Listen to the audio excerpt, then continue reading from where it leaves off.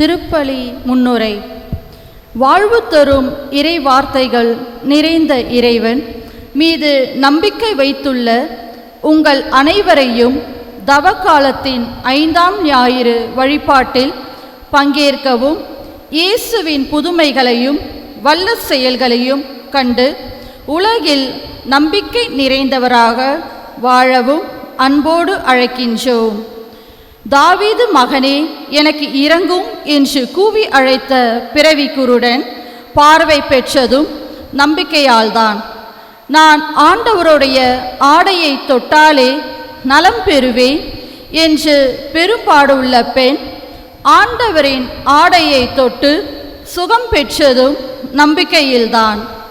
Martha மரியாளின் சகோதரன் லாசர் இறந்து கல்லறையில் அடக்கம் செய்யப்பட்ட பிறகும் உயிர் பெற்று எழுந்ததும் மார்த்தா மரியாளின் நம்பிக்கையால்தான். ஆண்டவர் மீது நம்பிக்கை வைப்போரை அவர் விட்டு விலகுவதும் இல்லை, கைவிடுவதும் இல்லை. ஆம், இன்றைய இறை வழிபாடானது பிறப்பு, வாழ்வு, இறப்பின் மீதுள்ள ஆண்டவரின் அதிகாரத்தை வெளிப்படுத்தி அசைக்க முடியாத நம்பிக்கையில் வாழ்ந்திட நம்மை அழைக்கிறது. இறை இயேசுவில் பிரியமானவர்களே, கட்டப்பட்ட லாசரின் கட்டுகளை விடுவித்து உயிரோடு எழுப்பிய ஆண்டவரை உறுதியாக பற்றி கொண்டு நம்மில், நம் சமூகத்தில், நம் சமுதாயத்தில் கட்டியிருக்கும் சுயநலம், பொறாமை, அடிமைத்தனம், வெறுப்பு போன்ற கட்டுகளை அகற்றி மீட்பின் மக்களாக வாழ்ந்திடவும் புது பொழிவு பெறவும் வரம் கேட்டு வாழ்வு பெறுவோம் என்ற நம்பிக்கையோடு இத்திருப்பலியில் பங்கேற்போம்.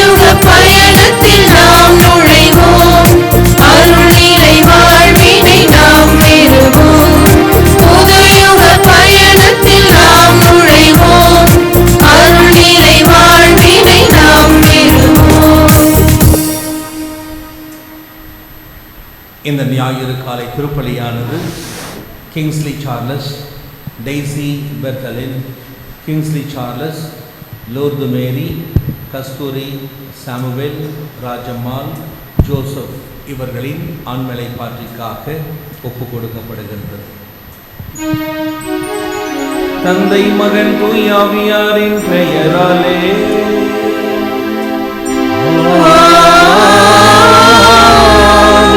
நம் ஆண்டவராகிய இயேசு கிறிஸ்துவின் அருளும் கடவுளின் அன்பும் தூய ஆவியாரின் நட்புறவும் உங்கள் அனைவரோடும் இருப்பதாக.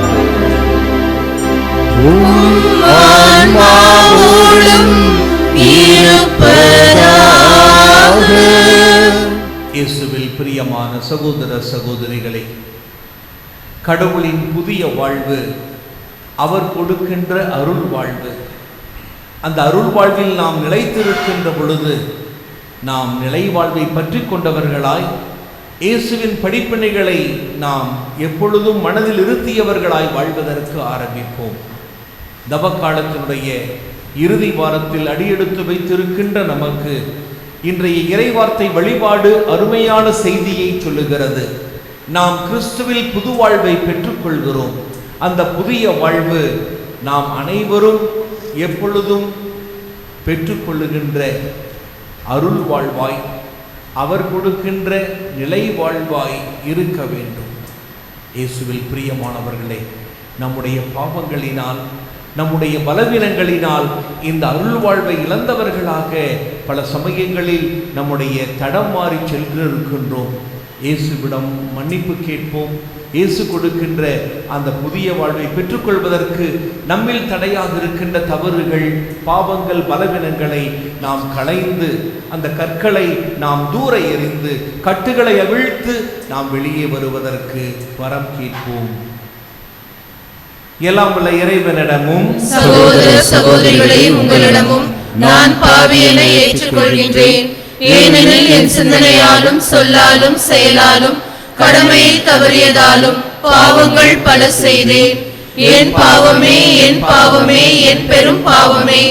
ஆகையால் எப்பொழுதும் கன்னியான புனித மரியாவையும் வானதூதர் புனிதர் அனைவரையும், சகோதர சகோதரிகளை உங்களையும் நம் இறைவனாகிய ஆண்டவரிடம் எனக்காக வேண்டிக் கொள்ள மன்றாடுகின்றேன். எல்லாம் வல்ல இறைவன் நம் மீது இரக்கம் வைத்து நம்முடைய பாவங்களை மன்னித்து நம்மை நிலை வாழ்வுக்கு அழைத்து செல்வாராக. ஆமென்.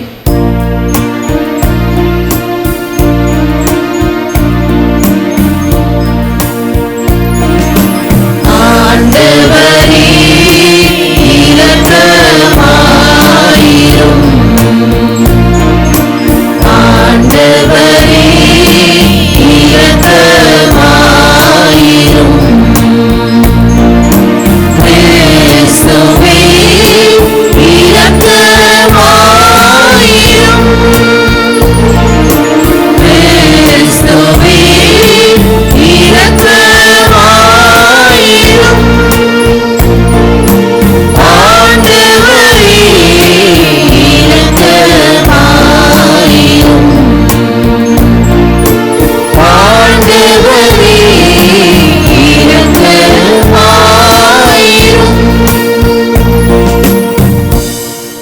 மன்றாடுவோமாக. ஆண்டவரே எங்கள் இறைவா, உம் திருமகன் உலகை அன்பு செய்து சாவுக்கு தம்மையே கையளித்தார். உமது உதவியால் அதே அன்பில் நாங்களும் விரைந்து முன்னேறி செல்ல அருள் புரிவீராக. உம்மோடு தூய ஆவியாரின் ஒன்றிப்பில் இறைவனாய் என்றென்றும் வாழ்ந்து ஆட்சி செய்கின்ற அவர் வழியாக உம்மை மன்றாடுகின்றோம்.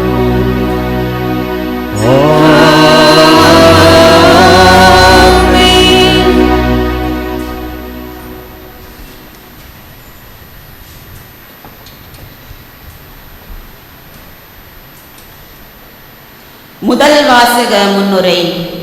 ஆண்டவரின் சொல்லும் செயலும் வலிமையானது, வல்லமையானது.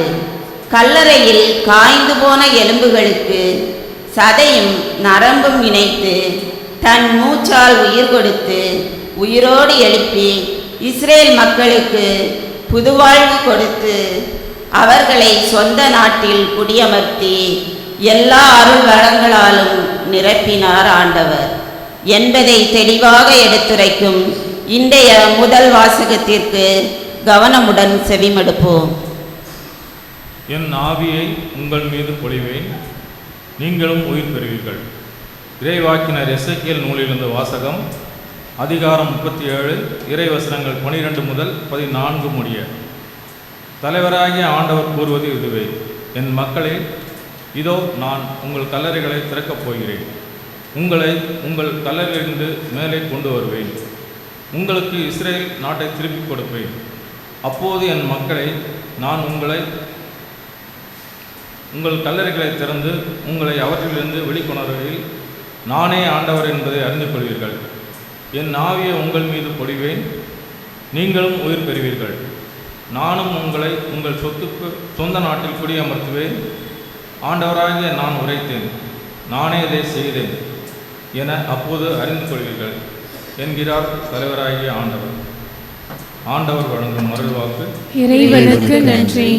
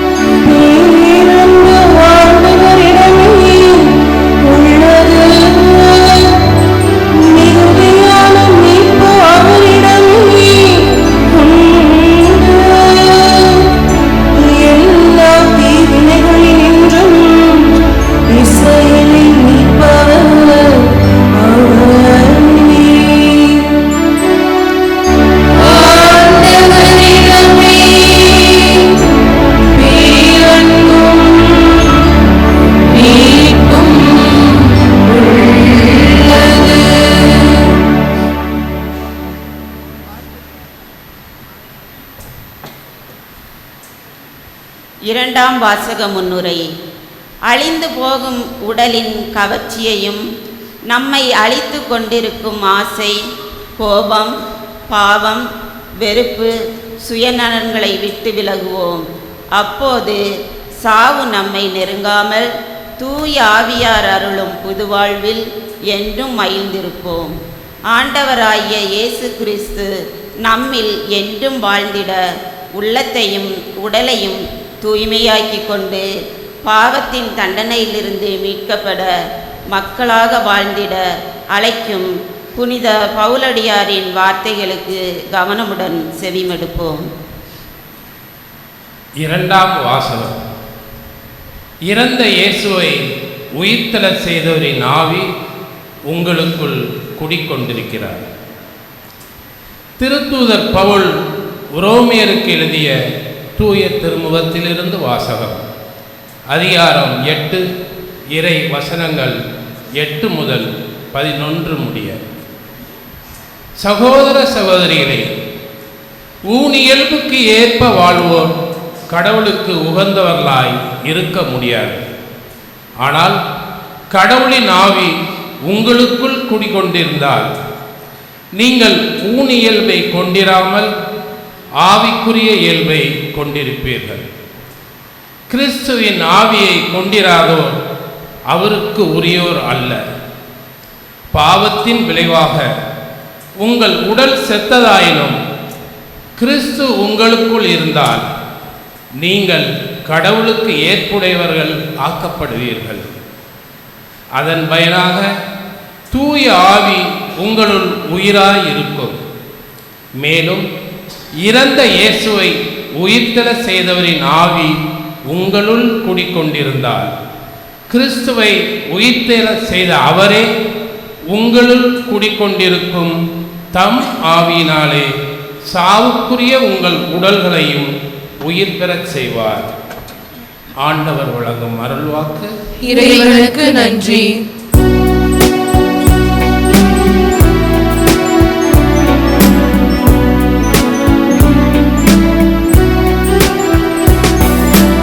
ஆயத்தம் மந்தையை காப்பது போல ஆண்டவர் நம்மை காக்கின்றார். ஆயத்தம் மந்தையை காப்பது போல ஆண்டவர் நம்மை காக்கின்றார். உயிர்த்தெழுதலும் வாழ்வும் நானே, என்னிடம் நம்பிக்கை கொள்ளும் எவரும் என்றுமே சாக மாட்டார் என்கிறார் ஆண்டவர். ஆயத்தம் மந்தையை காப்பது போல ஆண்டவர் நம்மை காக்கின்றார். ஆயத்தம் மந்தையை காப்பது போல ஆண்டவர் நம்மை காக்கின்றார். ஆண்டவர் உங்களோடு இருப்பாராக. ஆன்மாவோடும் இருப்பாராக. யோவான் எழுதிய நற்செய்தியிலிருந்து வாசகம். ஆண்டவரே, மாட்சி உமக்கே. அக்காலத்தில் லாசரின் சகோதரிகள் இயேசுவிடம் ஆள் அனுப்பி, ஆண்டவரே, உன் நண்பன் நோயுற்றிருக்கிறான் என்று தெரிவித்தார்கள். அவர் இதை கேட்டு, இந்நோய் சாவில் போய் முடியாது, கடவுளின் மாட்சி விளங்கவே இவன் நோயுற்றான், இதனால் மானிட மகனும் மாட்சி பெறுவார் என்றார். மார்த்தாவிடம் அவருடைய சகோதரியான மரியாவிடமும் லாசரிடமும் இயேசு அன்பு கொண்டிருந்தார். லாசர் நோயுற்றிருந்ததை கேள்விப்பட்ட பிறகு தாம் இருந்த இடத்தில் இன்னும் 2 நாள் அவர் தங்கியிருந்தார். பின்னர் தம் சீடரிடம், மீண்டும் யூதேயாவுக்கு போவோம் வாருங்கள் என்று கூறினார். இயேசு அங்கே வந்தபோது லாசரை கல்லறையில் வைத்து ஏற்கனவே 4 நாள் ஆகியிருந்தது. இயேசு வந்து கொண்டிருக்கிறார் என்று கேள்விப்பட்டதும் மார்த்தா அவரை எதிர்கொண்டு சென்றார். மரியா வீட்டில் இருந்து விட்டார். மார்த்தா இயேசுவை நோக்கி, ஆண்டவரே, நீர் இங்கே இருந்திருந்தால் என் சகோதரன் இறந்திருக்க மாட்டான். இப்போது கூட நீர் கடவுளிடம் கேட்பதெல்லாம் அவர் உமக்கு கொடுப்பார் என்பது எனக்கு தெரியும் என்றார். இயேசு அவரிடம், உன் சகோதரன் உயிர் தெழுவான் என்றார். மார்த்தா அவரிடம், இறுதி நாளில் உயிர் தெழும்போது அவனும் உயிர் தெழுவான் என்பது எனக்கு தெரியும் என்றார். இயேசு அவரிடம், உயிர் தெழுதலும் வாழ்வும் நானே. என்னிடம் நம்பிக்கை கொள்பவர் இறப்பினும் வாழ்வார். உயிரோடு இருக்கும்போது என்னிடம் நம்பிக்கை கொள்ளும் எவரும் என்றுமே சாக மாட்டார். இதை நீ நம்புகிறாயா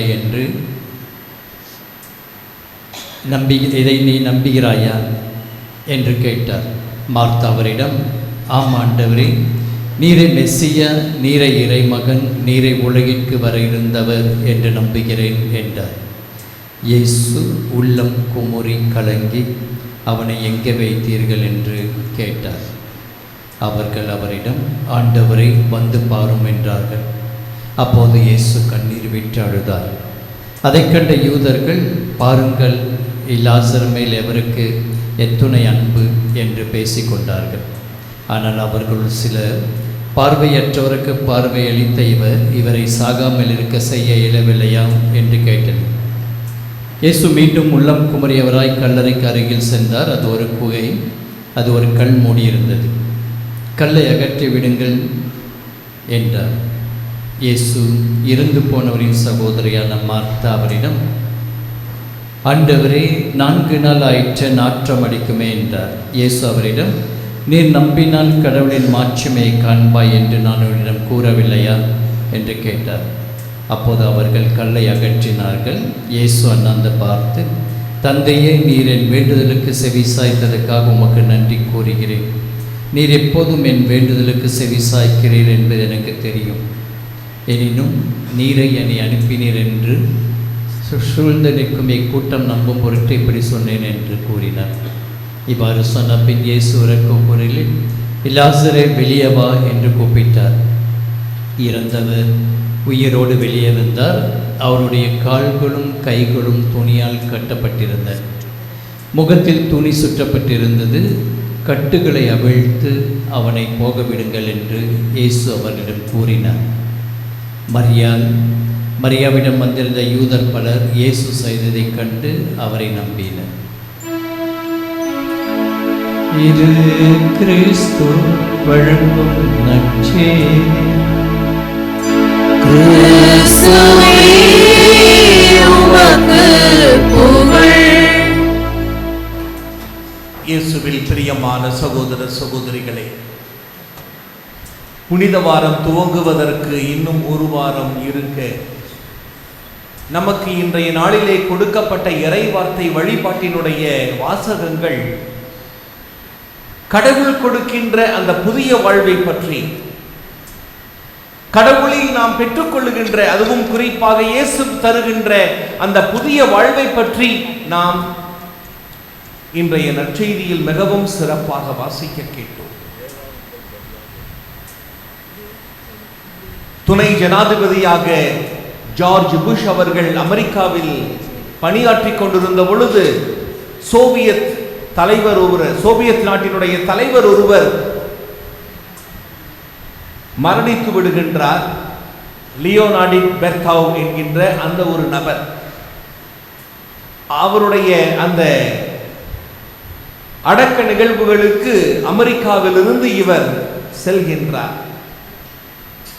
அந்த கடைசி நிகழ்வுகள் நடப்பதற்கு முன்பாக அந்த உடலுக்கு அருகிலே அவருடைய மனைவியானவள் மிகவும் சோகமாக வேதனையோடு கண்ணீர் மல்க நின்று கொண்டிருக்க, இவரும் அஞ்சலி செலுத்திவிட்டு அங்கே நின்று கொண்டிருக்கிறார்.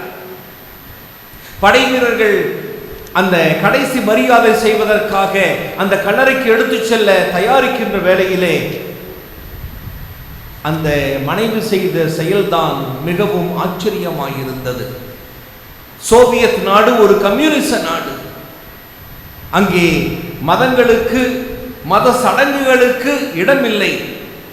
இருந்தாலும் எல்லோரும் முன்னிலையிலும் யாரையும் பொருட்படுத்தாமல், யாருக்கும் பயந்திடாமல் அந்த மனைவி தன்னுடைய கணவருடைய நெஞ்சிலே சிலுவை அடையாளம் வரைந்து அவருடைய கன்னத்தில் முத்தமிட்டாளாம்.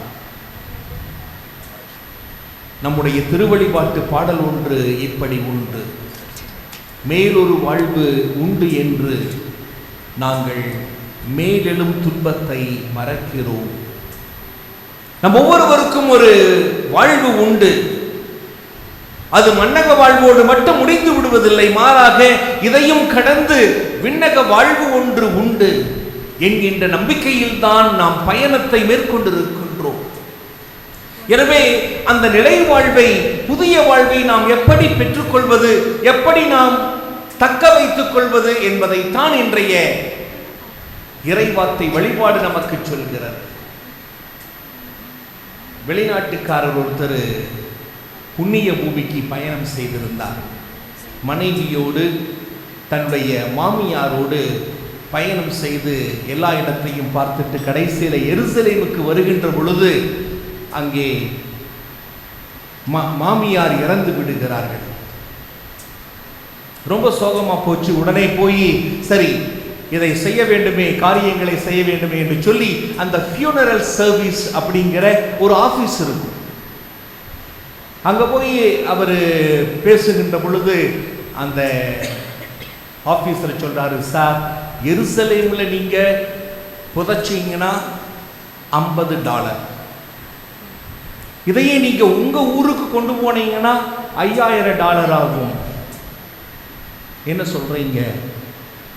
எருசலேம்ல புதைங்க, புண்ணியம் சேர்க்கட்டும் அப்படின்னு அவன் கொஞ்ச நேரம் யோசிச்சு அந்த வெளிநாட்டுக்காரன் சொல்லலாம், இல்லை இல்லை நான் எங்க ஊருக்கே கொண்டு போயிடுறேன் அப்படின்னு.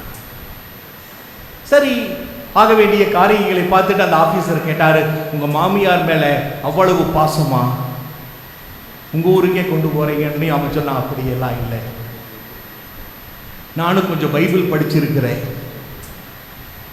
எருசலேம்ல யாரோ ஒரு இயேசுங்கிற ஒரு ஆள் இறந்துட்டு 3 நாள் கழிச்சு அவரு உயிர் தெழுந்துட்டாராமா.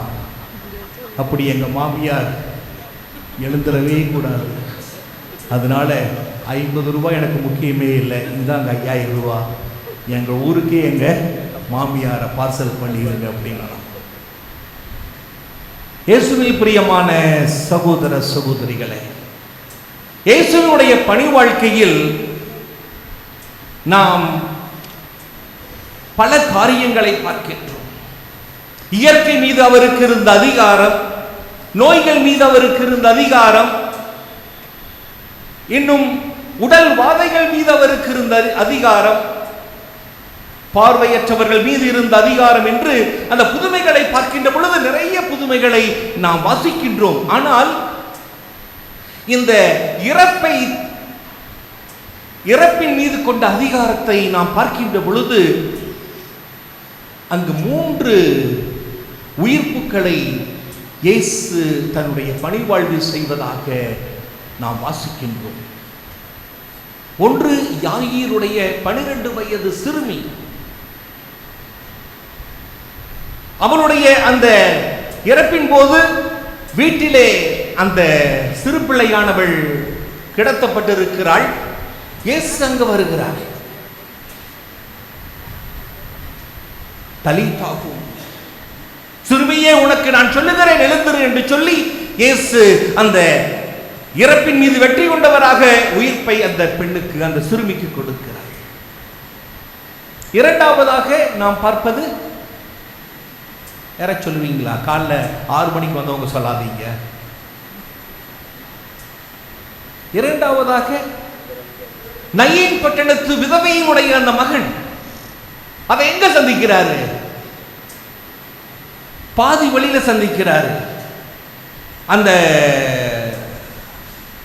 சடலத்தை எடுத்துக்கொண்டு வந்தவர்கள் நகருக்கு வெளியே வந்து விடுகிறார்கள். இவர் நகருக்குள் நுழைகின்றார். அந்த சந்திக்கின்ற இடம் அங்கே. அங்கே இயேசு மீண்டுமாக அந்த இளைஞனை பார்த்து சொல்லுகிறார், இளைஞனை எழுந்திரு. மூன்றாவதாக இன்றைய நற்செய்தியில் நாம் வாசிக்க கேட்டதை போல அந்த லாசர் என்கின்ற அந்த நிகழ்வு, இது எங்க நடக்குது? கல்லறையில் நடக்குது. சோ ஒன்று வீட்டில், இன்னொன்று ரோட்டில், இன்னொன்று கல்லறையில். இந்த 3 உயிர்ப்புக்கு பின்னால் இயேசு நமக்கு சொல்ல வருகின்ற பாடம், உங்களுக்கும் நிலை வாழ்வு, புதிய வாழ்வு என்னுடைய இறப்பு உயிர்ப்பின் வழியாக உண்டு என்பதுதான். இன்றைய நற்செய்தியை நாம் எடுத்துக்கொள்கின்ற பொழுது கல்லறையிலே 3 சொற்றொடர்கள் பேசப்படுகின்றன. என்னென்ன வார்த்தைகளை இயேசு பேசுகிறார் அங்கே கல்லறையில்? ஒன்று, சொல்லுங்களேன், எல்லாம் அமைதியா இருக்கிறீங்க. நீங்க அமைதியா இருக்கிறத பார்த்தா எனக்கு தூக்கம் வந்துருது. ஒன்று, கல்லை அகற்றுங்கள், roll down the stone.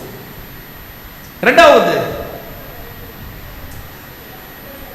லாசரே வெளியே வா.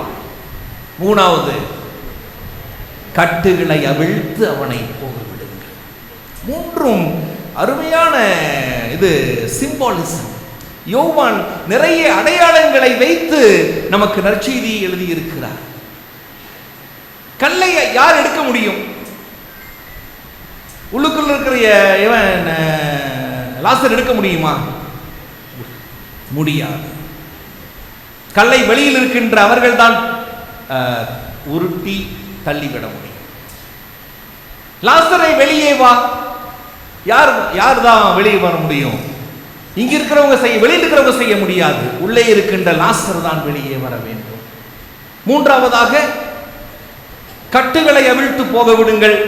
லாசர்னால செய்ய முடியாது, மற்றவர்கள் தான் செய்ய வேண்டும். இந்த மூன்றுமே ஒரு தனி மனிதனுடைய மனமாற்றத்திற்கு, தனி மனிதனுடைய புதிய வாழ்விற்கு, அவன் பெற்றுக்கொள்கின்ற இறை வாழ்விற்கு அவன் செய்கின்ற அல்லது அவன் காட்ட வேண்டிய பங்களிப்பு, மற்றவர்கள் ஆற்ற வேண்டிய பங்களிப்பு, திரு அவை ஆற்ற வேண்டிய பங்களிப்பை இந்த மூன்று சொற்றொடர்கள் நமக்கு குறித்து காட்டுகின்றன. முதலாவதாக, லாசரை வெளியே வா. இயேசு சொல்லுகின்ற அந்த மிகவும் தைரியமான வார்த்தை, ஒருவன் தன்னுடைய அந்த வாழ்விற்கு, தன்னுடைய இறை வாழ்விற்கு, தன்னுடைய அந்த நிலை வாழ்விற்கு தான் ஆற்ற வேண்டிய பங்களிப்பு, the one's contribution என்று சொல்வார்கள். இதைத்தான் அகுஸ்தினார் மிக அழகாக சொல்லுவார். உன்னையன்றி படைத்த கடவுள் உன்னையன்றி மீட்கவே மாட்டார். கடவுளுடைய அந்த படைப்பில் நம்ம யாரையும் கேட்கவே இல்லை. அந்தோணி சாமி, ஆரோக்கிய சாமி, ஆரோக்கியமேரி, உன்னை நான் படைக்கப் போகிறேன், கேட்கவே இல்லை. யாரையும் கேட்கவில்லை. நம்மை கேட்காமல் படைத்த இறைவன் நம்முடைய பங்களிப்பை நாம் காட்டாமல் அவர் நம்மை மீட்கவே முடியாது. அருமையான வார்த்தை. நாம் தான் நம்முடைய மீட்பிற்கு நம்முடைய அந்த பங்களிப்பை ஆற்ற வேண்டும். எனவேதான் லாசரை வெளியே வா, நாம் வெளியே வர வேண்டும். இயேசு கொடுக்கின்ற அந்த புதிய வாழ்விற்கு நாம் நம்முடைய அந்த குகையிலிருந்து வெளியே வர வேண்டும். நம்முடைய பழைய பாவங்களிலிருந்து வெளியே வர வேண்டும், அல்லது இருட்டான தருணத்திலிருந்து நாம் வெளியே வர வேண்டும். இரண்டாவதாக அவர் சொல்லுகிறார், கல்லை புரட்டுங்கள்.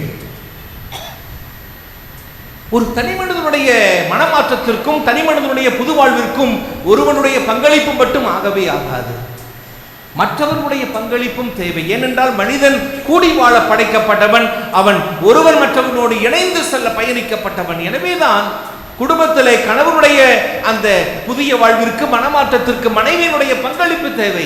மனைவியினுடைய புதிய வாழ்விற்கு, மனமாற்றத்திற்கு கணவனுடைய பங்களிப்பு தேவை. பெற்றோர்கள் பிள்ளைகளுக்கும், பிள்ளைகள் பெற்றோர்களுக்கும், இப்படி ஒருவர் மற்றவருக்கு நாம் ஆற்ற வேண்டிய கடமைகளை சரியாக செய்கின்ற பொழுது நாம் மற்றவர்களுடைய கல்லை புரட்டுவதற்கு அது சமமாக இருக்கும்.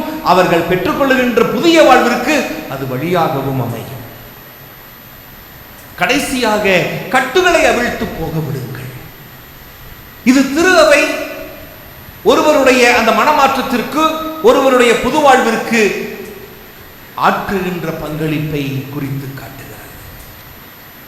திரு அவை திருப்பலி வழியாய், அருளடையாளங்கள் வழியாய், இன்னும் மற்ற காரியங்கள் வழியாக இறையாட்சியுடைய விழுமியங்களை நமக்கு சொல்லித் தந்து அதன்படி வாழ்வதன் வழியாக நாம் ஒவ்வொருவரும் இந்த கட்டுகளிலிருந்து வெளியே வந்து அவிழ்க்கப்பட்டவர்களாய், புதிய வாழ்வை பெற்றுக்கொண்டவர்களாய் வாழ்வதற்கு அழைக்கப்படுகிறோம். எனவே திரு அவை காட்டுகின்ற அந்த பங்களிப்பில் நம்முடைய செயல்பாடு இருக்க வேண்டும். எனவே இந்த மூன்று காரியங்களை யோசித்து பாருங்கள் பிரியமானவர்களே. என்னுடைய அந்த மனமாற்றத்திற்கு, என்னுடைய புது வாழ்விற்கு, நான் இயேசுவில் பெற்றுக்கொள்கின்ற அந்த புதிய வாழ்விற்கு என்னுடைய பங்களிப்பு என்ன? நான் மற்றவர்களுடைய அந்த மனமாற்றத்திற்கு, மற்றவர்களுடைய அந்த புதிய வாழ்விற்கு, அவர்களுக்கு நான் செய்கின்ற என்னுடைய பங்களிப்பு என்ன? கல்லை அகற்றி விடுங்கள். முதலாவதாக கட்டுகளை அவிழ்த்து விடுங்கள். இரண்டாவதாக கல்லை அகற்றி விடுங்கள். மூன்றாவதாக திரு அவை நமக்கு சொல்லுகின்ற, திரு அவை நமக்கு கொடுக்கின்ற அந்த அருளடையாள கொண்டாட்டங்களில் புதிய வாழ்வினுடைய முயற்சிகளில் நம்முடைய ஈடுபாடு எப்படிப்பட்டதாக இருக்கிறது. எனவேதான் நான் அடிக்கடி சொல்வேன், திரு அவை நமக்கு நிறைய சொல்லுகிறது. பங்கு அவையும் கூட எத்தனையோ காரியங்களை பங்கு தந்தை அவர்கள் நமக்கு செய்து கொண்டே இருக்கிறார்கள், அல்லது இந்த பங்கிலே நிகழ்ந்து கொண்டே இருக்கின்றன. நம்முடைய பங்களிப்பு, நம்முடைய செயல்பாடு எப்படி இருக்கிறது? ஏதோ பெயர் கிறிஸ்தவர்களாக வந்துவிட்டு அப்படியே வேடிக்கை பார்த்துவிட்டு போய்விடக்கூடாது. மாறாக வேரோட்டம் உள்ளவர்களாக நம்முடைய தனி மனித வாழ்க்கையிலே ஒரு மாற்றத்தை அது காட்டுகிறோமா? மாற்றத்தை ஏற்படுத்துகிறோமா? மற்றவர்களுக்கு மாற்றத்தை ஏற்படுத்துவதற்கு தூண்டுகிறோமா? எனவே பங்களிப்பினுடைய திரு அவையினுடைய அந்த காரியங்களிலே என்னுடைய பங்களிப்பு, என்னுடைய அந்த செயல்பாடு எப்படிப்பட்டதாக இருக்கிறது? இந்த மூன்றை நீங்கள் இன்று வீட்டிற்கு எடுத்துச் சொல்லுங்கள்.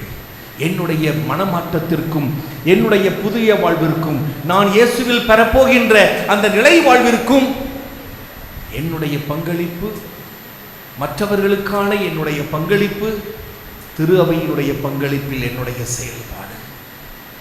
எனவே நாம் குகையிலிருந்து, இருட்டிலிருந்து வெளியே வந்தவர்களாய், மற்றவர்களுக்கு தடைக்கல்லாக இருக்காமல் அவர்களுக்கு கல்லை புரட்டி கொடுத்து அவர்களுடைய வளர்ச்சியில் நாமும் மகிழ்ச்சி உறுபவர்களாய், கட்டுகளை அவிழ்த்து போகச் செய்கின்ற திரு அவையினுடைய கொண்டாட்டங்களிலே நாமும் வெற்றியுடன், மகிழ்வுடன் கலந்து அதில் ஈடுபாட்டுடன் நாமும் பங்கு பெறுவோம். அப்பொழுது இயேசு யோவான் நற்செய்தி 10:10 சொல்லுவார், ஆடுகள் வாழ்வு பெறும் பொருட்டு, அதுவும் நிலை வாழ்வு பெறும் பொருட்டு நான் வந்தேன் என்று சொல்வார். அந்த நிலை வாழ்வை நாம் உரிமையாக்கிக் கொள்ள முடியும்.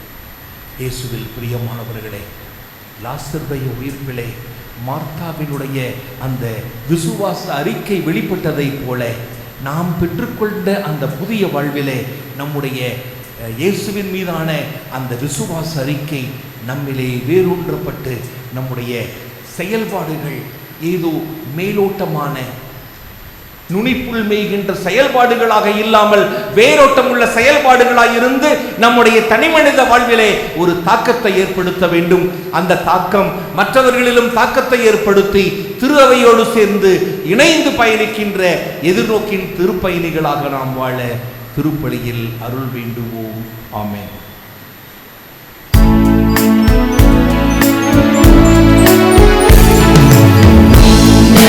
மண்ணையும் படைத்தவராம் கடவுள் ஒருவர் இருக்கின்றார். தந்தை மகன் தூய ஆவியராய் ஒன்றாய் வாழ்வோரை நம்புகிறேன். தூய ஆவியின் வல்லமையாம் இறைமகன் நமக்காய் வழிதரானார். மரியிடம் பிறந்தவராம் இயேசுவை உறுதியாய் நம்புகிறேன்.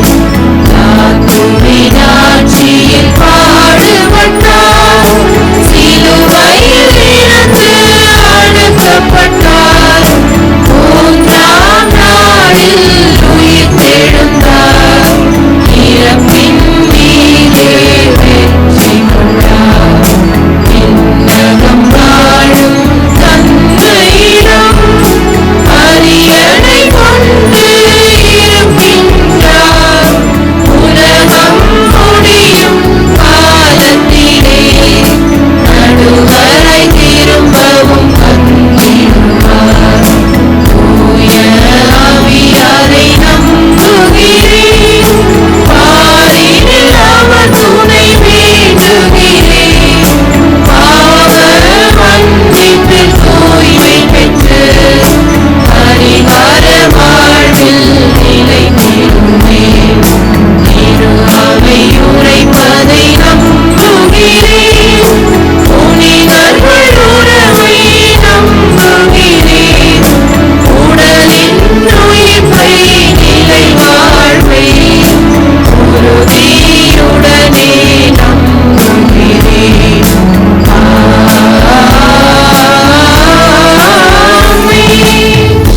அன்பிற்குரிய இறைமக்களே, நம்முடைய வானக தந்தை கனிவும் இரக்கமும் உள்ளவர். அவரிடம் நம்முடைய மன்றாட்டுக்களை விண்ணப்பங்களாய் சமர்ப்பிப்போம். பேரன்போடு மீட்பளிக்கும் இறைவா, எமது திரு அவையின் இறை மக்களை பேரன்போடு உமது மீட்பின் பாதையில் வழிநடத்தி கொண்டிருக்கும் எமது திருத்தந்தை, ஆயர்கள், குருக்கள், துறவியர் அனைவரும் வல்லமை மிகுந்த உமது வார்த்தையால் பேய்களை ஓட்டவும், நோய்களை குணமாக்கவும், கட்டுகளை உடைக்கவும் ஆற்றல் நிறைந்தவர்களாக வாழ்ந்திட அருள் தர வேண்டும் என்று ஆண்டவரே உம்மை மன்றாடுகின்றோம். ஆண்டவரே, எங்கள் மன்றாட்டை கேட்டருளும். நம்பிக்கையின் ஊற்றான இறைவா, நாட்டின் ஒற்றுமை வளரும், அமைதி நிலவும், வேலைவாய்ப்பு பெருகும், பொருளாதாரம் மேம்படும், முன்னேற்றம் உருவாகும், சமத்துவம் சகோதரத்துவம் நிலைக்கும் என்ற நம்பிக்கையோடு வாக்களித்த மக்களை நாட்டின் தலைவர்கள் அக்கறையோடு பாதுகாத்து அவர்களின் அனைத்து தேவைகளையும் நிறைவேற்றி மக்களை நம்பிக்கையில் நிலைத்திருக்க செய்திட அருள் தர வேண்டும் என்று ஆண்டவரே உம்மை மன்றாடுகின்றோம். ஆண்டவரே, எங்கள் மன்றாட்டை கேட்டருளும். அமைதியின் ஊற்றான இறைவா, நாட்டில் போர் பதற்றம் நீங்கி அமைதி ஏற்படவும், அனைத்து விதமான அடிப்படை அத்தியாவசிய தேவையான பெட்ரோல், டீசல், எரிவாயு தடையின்றி தாராளமாக கிடைக்கவும், போக்குவரத்து சீர் செய்யப்பட்டு மக்கள் மகிழ்ச்சியுடன் பயணிக்கவும், எந்த நிலையிலும் மக்கள் அச்சமின்றி வாழ்ந்திட மத்திய மாநில அரசுகள் மக்களை அமைதியுடன் வழிநடத்தி செல்ல தேவையான ஆற்றலையும் ஞானத்தையும் தந்தருள வேண்டுமென்று ஆண்டவரே உம்மை மன்றாடுகின்றோம். ஆண்டவரே, எங்கள் மன்றாட்டை கேட்டருளும். வாழ்வளிப்பவரே எம் இறைவா, உம் மக்களாகிய நாங்கள் பாவ வாழ்க்கையிலிருந்தும் அறியாமையிலிருந்தும் உடலில் இச்சைகளில் இருந்தும் உள்ளத்தின் ஆசைகளிலிருந்தும் விட்டு விலகி உம்மில் புதுவாழ்வு பெற்றிடவும், இறந்தாலும் லாசரை போல எங்களை உயிரோடு எழுப்பி உம்மோடு பாதுகாத்திட அருள் தர வேண்டுமென்று ஆண்டவரே உம்மை மன்றாடுகின்றோம். ஆண்டவரே, எங்கள் மன்றாட்டை கேட்டருளும். நம்முடைய தனிப்பட்ட மன்றாட்டுக்களை மௌனமாக எடுத்துச் சொல்வோம்.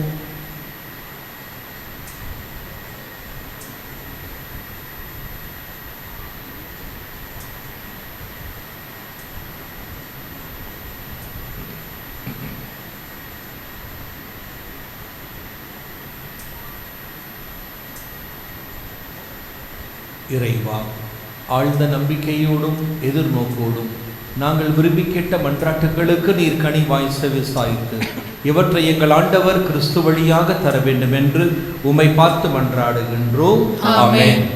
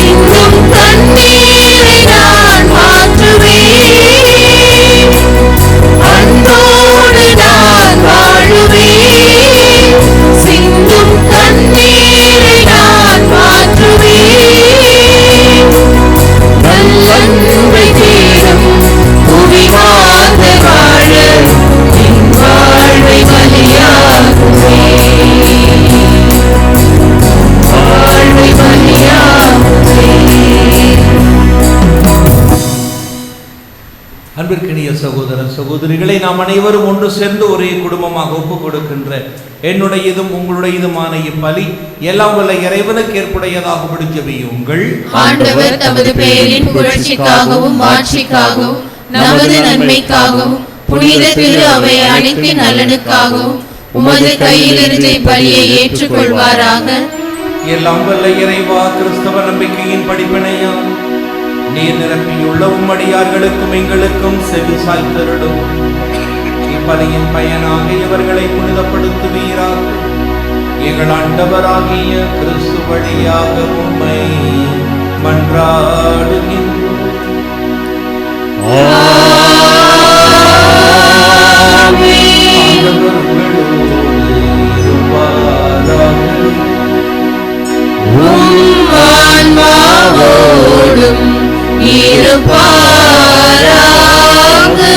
எங்களை மேலே எழுப்புங்கள்.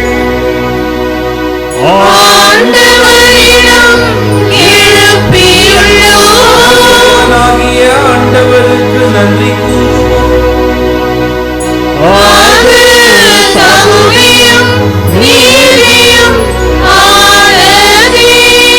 ஆண்டவரை தூயவரான தந்தையே, என்றும் உள்ள எல்லாம் வல்ல இறைவா, எங்கள் ஆண்டவராகிய கிறிஸ்து வழியாக என்னாலும் எவ்விடத்திலும் நாங்கள் உமக்கு நன்றி செலுத்துவது மெய்யாகவே தகுதியும் நீதியுமாகும், எங்கள் கடமையும் மீட்புக்குரிய செயலுமாகும்.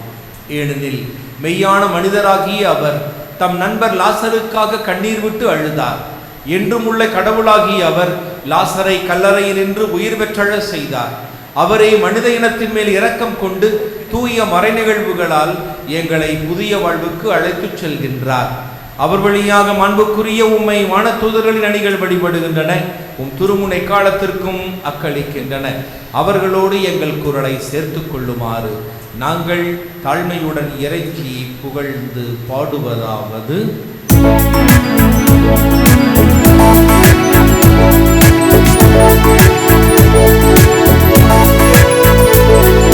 தூயவர் தூயவர் தூயவர் வான்படைகளின் கடவுளாம் ஆண்டவர்.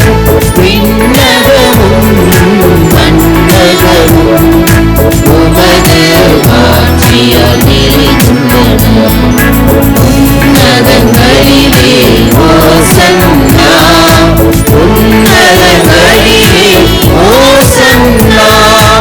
ஆண்டவர் பெயரால் வருகிறவர் ஆசீர் பெற்றவர். உன்னதங்களிலே ஓசன்னா, உன்னதங்களிலே ஓசன்னா.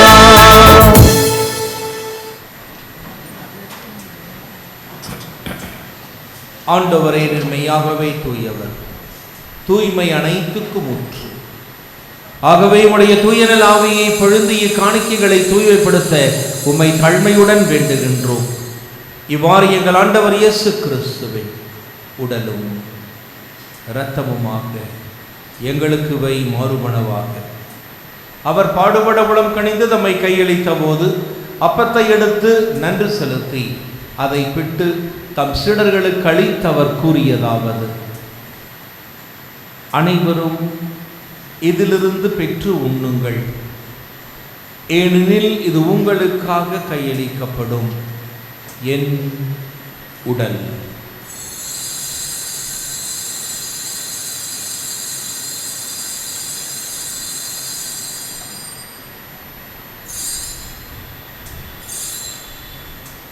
அவ்வண்ணமே இரவு விருந்தை அருந்திய பின் கிண்ணத்தையும் எடுத்து மீண்டும் உமக்கு நன்றி கூறி தம் சீடர்களுக்கு அளித்தவர் கூறியதாவது: அனைவரும் இதிலிருந்து பெற்று பருகுங்கள், ஏனெனில் இது புதிய நிலையான உடன்படிக்கைக்குரிய என் இரத்தத்தின் கிண்ணம்.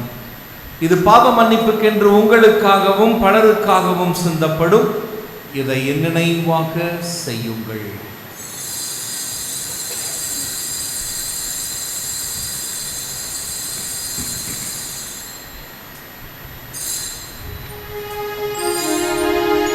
நம்பிக்கையின் மறைபொருள் ஆண்டவரே, நீர் வருமளவும் உமது இறப்பினை அறிக்கையிடுகின்றோம். உமது உயிர்ப்பினையும் எடுத்துரைக்கின்றோம். நாங்கள் கிறிஸ்துவின் இறப்பினையும் உயிர்ப்பினையும் நினைவு கூர்ந்து வாழ்வு தரும் அப்பத்தையும் மீட்பளிக்கும் கிண்ணத்தையும் ஒப்புக் கொடுக்கின்றோம். உம் திருமுனின்று ஊழியம் புரிய தகுந்தவர்கள் என எங்களை ஏற்றுக்கொண்டீர். எனவே உமக்கு நன்றி செலுத்துகின்றோம். மேலும் கிறிஸ்துவின் உடலிலும் இரத்தத்திலும் பங்கு கொள்ளும் எங்களை தூய ஆவியார் ஒன்று சேர்க்க வேண்டுமென உம்மை தாழ்மையுடன் மன்றாடுகின்றோம். ஆண்டவரை, உலகெங்கும் பரவியிருக்கும் உமது திரு அவையை நினைவு கூர்ந்தருளும். எங்கள் திருத்தந்தை லியோ, எங்கள் ஆயர் ஜார்ஜ் அந்தோனிசாமி, எல்லா திருநிலையினர் ஆகிய அனைவரோடும் உமது திரு அவை அன்பில் நிறைவு பெறு செய்தருளும். மேலும் உயிர்த்தலும் எதிர்நோக்கியிடும் துயிர் கொள்ளும் எங்கள் சகோதர சகோதரிகளையும் இறந்தோர் அனைவரையும் இரக்கத்துடன் நினைவு கூர்ந்து உமது திருமுக ஒளியினுள் ஏற்றருளும். எங்கள் அனைவர் மீதும் இரக்கமாயிரும். கடவுளின் கன்னித்தாயான புனித மரியா, அவருடைய கணவரான புனித யோசேப்பு, புனித திருத்தூதர்கள், இவ்வுலகில் உமக்கு உகந்தவராயிருந்த ஆகிய புனிதர் அனைவருடனும் நாங்கள் நிலைவாழ்வில் பங்கு கொள்ளும் தகுதி பெற்று உம் திருமகன் இயேசு கிறிஸ்து வழியாக உம்மை புகழ்ந்தேத்தும் வரமருள உம்மை மன்றாடுகின்றோம்.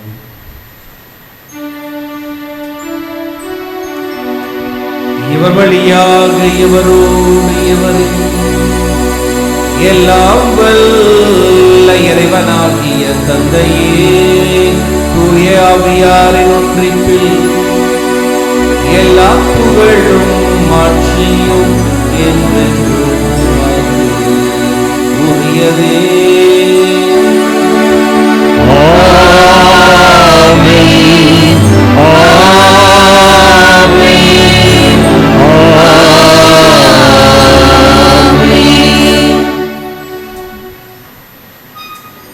நாம் கிறிஸ்துவில் பெறும் புது வாழ்வு அவர் நமக்கு தருகின்ற நிலை வாழ்வு. இதை நாம் ஒவ்வொரு நாளும் பற்றி கொண்டவர்களாய் அவர் கரம் பிடித்து செல்ல விண்ணகருளை வேண்டி கரங்களை விரித்து மன்றாடுவோம். விண்ணுலகில் இருக்கிற எங்கள் தந்தையே, உமது பெயர் தூயது என போற்ற பெறுக. உமது ஆட்சி வருக. உமது திருவுளம் விண்ணுலகில் நிறைவேறுவது போல மண்ணுலகிலும் நிறைவேறுக. எங்கள் அன்றாட உணவை இன்று எங்களுக்கு தாரும். எங்களுக்கு எதிராக குற்றம் செய்வோரை நாங்கள் மன்னிப்பது போல எங்கள் குற்றங்களை மன்னியும். எங்களை சோதனைக்கு உட்படுத்தாதேயும், தீமையிலிருந்து எங்களை விடுவித்தருளும். ஆண்டவரை, தீமை அனைத்திலிருந்தும் எங்களை விடுவித்து எங்கள் வாழ்நாளில் அமைதியை கனிவுடன் அருளவே மன்றாடுகின்றோம். உமது இரக்கத்தின் உதவியால் நாங்கள் பாவத்திலிருந்து எப்போதும் விடுதலை பெற்று யாதொரு கலக்கமுமின்றி நலமாய் இருப்போமாக. நாங்கள் எதிர்நோக்கி இருக்கும் பேரின்பத்திற்காகவும் மீட்பராகிய இயேசு கிறிஸ்துவின் வருகைக்காகவும் காத்திருக்கின்றோம். ஏனெனில் ஆட்சியும் வல்லமையும் மாட்சியும் என்றென்றும் உமதே. ஆண்டவரே இயேசு கிறிஸ்துவே, அமைதியை உங்களுக்கு விட்டு செல்கிறேன், என் அமைதியையே உங்களுக்கு அளிக்கிறேன் என்றும் திருத்தூதர்களுக்கு சொன்னீரேன். எங்கள் பாவங்களையும் பலவீனங்களையும் பாராமல் உம் திரு அவையின் நம்பிக்கையை மட்டுமே கண்ணோக்கி எங்கள் ஒவ்வொருவருக்கும் எங்கள் குடும்பங்களுக்கும் மகிழ்ச்சியையும் ஒற்றுமையையும் சமாதானத்தையும் தந்துள்ள திருவுளம் கொள்வீராக. என்றென்றும் வாழ்ந்தாட்சி செய்கின்றவர் நீரே. ஆமென். ஆண்டவருடைய சமாதானம் உங்கள் அனைவரோடும் என்று இருப்பதாக. உம் ஆன்மாவோடும் இருப்பதாக. நம் ஆண்டவர் இயேசு தருகின்ற சமாதானத்தை ஒருவர் மற்றவருக்கு அறிவித்துக் கொள்வோம். சமாதானம்.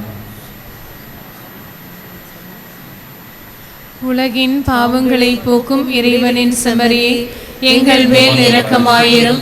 உலகின் பாவங்களை போக்கும் இறைவனின் செம்மறியே, எங்கள் மேல் இரக்கமாயிரும். உலகின் பாவங்களை போக்கும் இறைவனின் செம்மறியே, எங்களுக்கு அமைதியை அளித்தருளும். நம் ஆண்டவர் இயேசு கிறிஸ்து இதோ உலகின் பாவங்களை போக்கும் இறைவனின் செம்மறி. நம்மை அன்பு செய்தார், தன்னையே நமக்காய் கையளித்தார். இந்த அன்பு தேவனின் அன்பு விருந்துக்கு அழைக்க பெற்ற நாம் பேறு பெற்றோம். ஆண்டவரே, நீர் என் நிலத்தில் எழுந்தருள நான் தகுதியற்றவள். ஆனால் ஒரு வார்த்தை மட்டும் சொல்லி அருளும், எனது ஆன்மா நலமடையும். கிறிஸ்துவின் திருவுடலும் இரத்தமும் நம்மை காத்து நமக்கு நிலை வாழ்வளிப்பதாக. ஆமென்.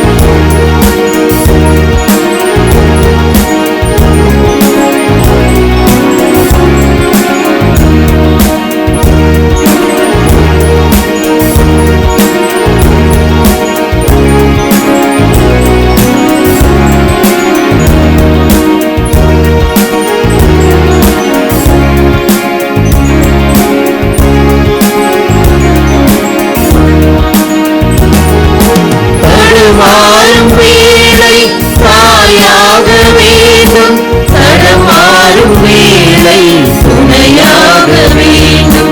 தடுமாறும் வேளை தாயாக வேண்டும், தடுமாறும் வேளை துணையாக வேண்டும். மனமாடும் வேளை அன்பண்ணி வேண்டும், மனதோடு உறவாட நீ வேண்டுமே. மனம் வாடும் வேளை அன்பண்ணி வேண்டும், மனதோடு உறவாட நீ வேண்டுமே. என்னில் நீ வாழவா, என்னுள் நீ உறையவா, என்றும் எந்த நீங்காத நினைவாகவா. இயேசுவே உன்னோடு நான் வாழவா.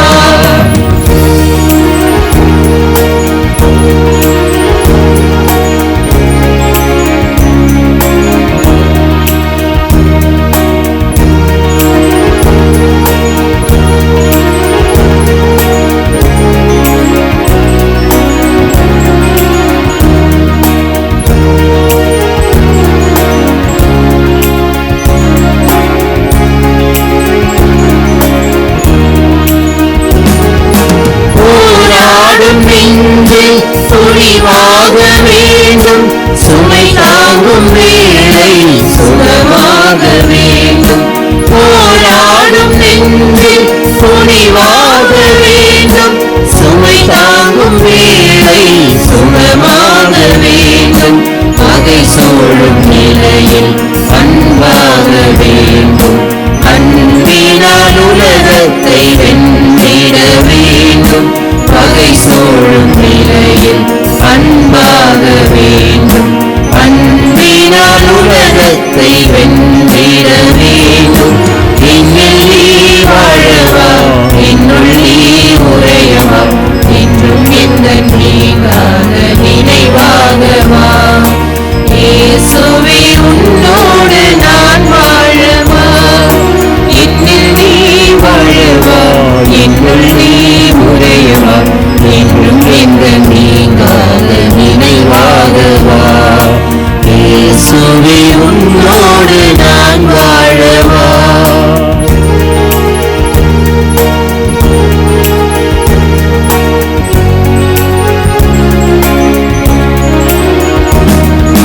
தடுமாறும் வேளை தாயாக வேண்டும், தடுமாறும் வேளை துணையாக வேண்டும். தடுமாறும் வேளை தாயாக வேண்டும், தடுமாறும் வேளை துணையாக வேண்டும். மனம் வாழும் வேளை அன்பண்ணி வேண்டும், மனதோடு உறவாட நீ வேண்டுமே. மனம் வாழும் வேளை அன்பண்ணி வேண்டும், மனதோடு உறவாட நீ வேண்டுமே. என்னில் நீ வாழவா, என்னுள் நீ உறையவா, என்றும் எந்த நீங்காத நினைவாகவா. இயேசுவே உன்னோடு நான் வாழவா. கிறிஸ்துவின் ஆத்மமே என்னை அர்ச்சியும், கிறிஸ்துவின் தேகமே என்னை ரட்சியும். கிறிஸ்துவின் இரத்தமே என்னை போர்ப்பியும், திருவிழா தீர்த்தமே என்னை தூய்ப்பியும். கிறிஸ்துவின் பாடுகள் என்னை தேற்றிடும், அருள் நீரை இயேசுவே என்னை கேட்டிடும். ஆரிய காயங்களுள் என்னை வைத்திடும், பிரிந்திடா வண்ணமாய் என்னை கட்டிடும். ஒரு சத்ருவிடம் இங்கே காத்திடும், மரண வேளையில் என்னை கூப்பிடும். பரவலியம் உம்மை வாழ்த்தவே,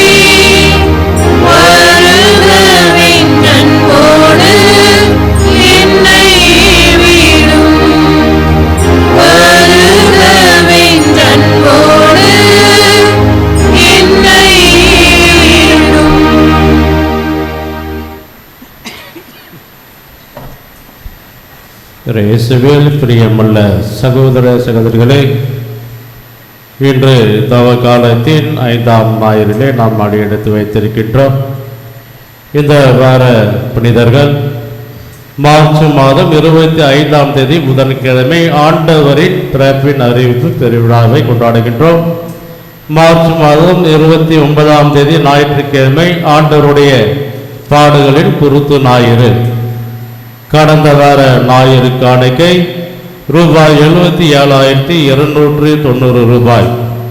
இந்த வார சிறப்பு அறிவிப்பாக அன்பார்ந்த இறைமக்கள், இன்று நம்முடைய பங்கு தந்தை தலைமையில் 14 பேருந்து தவக்கால திருப்பயணம் சென்றிருக்கின்றார்கள். ஆகவே அவர்களுக்காக நாம் ஜெபிப்போம். மேலுமாக வருகின்ற புதன்கிழமை 25ஆம் தேதி மாலை ஆங்கிலத்தில் சிலுவை பாதையும் திருப்பலியும் நம்முடைய பங்கில் நடைபெறும். வருகின்ற வெள்ளிக்கிழமை 27ஆம் தேதி மாலை தமிழில் சிலுவை பாதையும் திருப்பலியும் நடைபெறும்.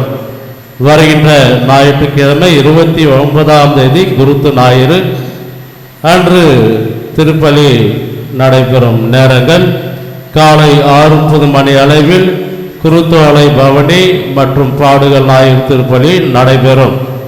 இந்த திருப்பலியை சிறப்பிப்போர் பாடகர் குழுவினர். காலை 9 மணி அளவில் ஆங்கிலத்தில் பாடுகள் ஞாயிறு திருப்பலி நடைபெறும். அன்று மற்ற திருப்பலிகள் நடைபெறாது. அன்று வரதராஜ்பேட்டையில் திருப்பலி நடைபெறாது. 28ஆம் தேதி சனிக்கிழமை தாஸ்புரத்தில் திருப்பலி நடைபெறும். அன்பிய கூட்டங்கள் நடைபெறும் இடம் 26ஆம் தேதி வியாழக்கிழமை மாலை 6:30 மணி அளவில் அம்புரோஸ் அன்பியும் திரு ராஜன் ரபேகா இவர்களுடைய இல்லத்தில் நடைபெறும். 28ஆம் தேதி சனிக்கிழமை மாலை 7:30 மணி அளவில் மைக்கேல் அன்பியும் திரு ஆல்பர்ட் திருமதி செல்வராணி இவர்களுடைய இல்லத்தில் நடைபெறும். அன்பான இறைமக்களே, இன்று நமக்காக இந்த திருப்பலியை ஒப்பு கொடுத்து இறைவனுடைய அருளையும் ஆசீர்வாதத்தையும் பெற்றுக் கொடுத்த நம்முடைய பாசமிகு தந்தை பிரான்சிஸ் அவர்களுக்காகவும் மற்றும் அவரோடு இணைந்து நமக்காக ஜெபித்த அருள் தந்தை மேத்யூ அவர்களுக்கும் நம்முடைய நெஞ்சார்ந்த நன்றிகளையும் பாராட்டுகளையும் நம்முடைய கைத்தட்டுதல் மூலம் அவர்களுக்கு தெரிவிப்போம். அனைவரும் இறுதி ஆசீர்வாதத்திற்காக எழுந்து நிற்போம். மன்றாடுவோமாக. எல்லாம் வல்ல இறைவா, எங்களுக்கு அருள் புரிய உம்மை வேண்டுகின்றோம். இயேசு கிறிஸ்துவின் உடலையும் இரத்தத்தையும் உட்கொள்கின்ற நாங்கள் அவருடைய உறுப்பினர்களாய் என்றும் விளங்குவோமாக. என்றென்றும் வாழ்ந்து ஆட்சி செய்கின்ற அவர் வழியாக உம்மை மன்றாடுகின்றோம்.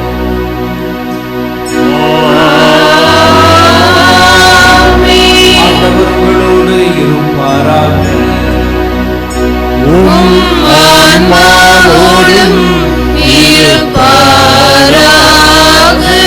எல்லாம் வல்ல இறைவன் தந்தை மகன் தூய ஆவியார் நம்மை நிறைவாய் ஆசீர்வதிப்பாராக.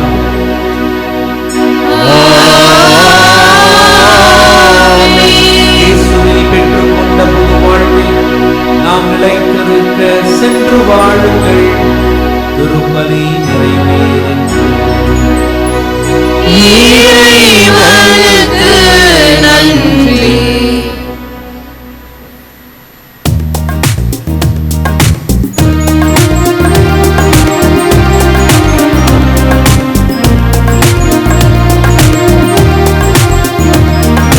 படைப்புக்களே நம் ஆண்டவரே, பாடுங்களே நீங்கள் பாடுங்களே. படைப்புக்களே நம் ஆண்டவரே, பாடுங்களே நீங்கள் பாடுங்களே. அருஞ்செயல் எனக்கு அவர் செய்தார், ஆனந்தமே என்னில் ஆனந்தமே. படைப்புக்களே நம் ஆண்டவரே, பாடுங்களே.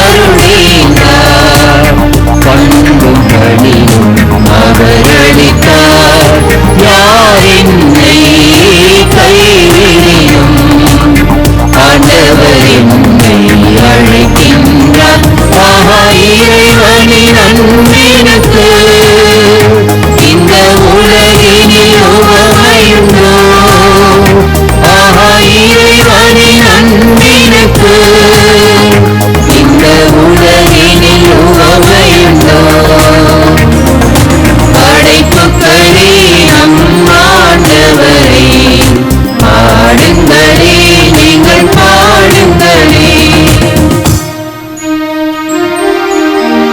நிலையான புகழுக்குரிய தூய்மை மிகு நற்கருணைக்கு எல்லா காலமும் ஆராதனையும் புகழும் ஆட்சியும் உண்டாக கடவுள். தந்தை, மகன், தூய ஆவியாரின் பெயராலே ஆமென்.